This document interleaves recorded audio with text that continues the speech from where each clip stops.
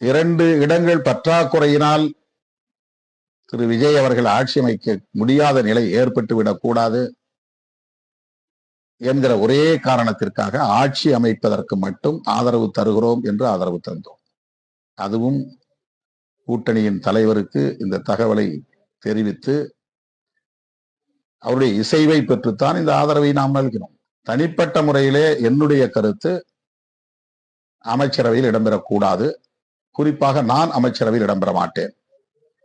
கட்சி அடிப்படையில் நீங்கள் சிந்தித்து ஏதேனும் ஒரு முடிவை சொன்னால் அதை நான் பரிசீலிக்கிறேன் என்று தொடக்கத்திலேயே சொன்னேன்.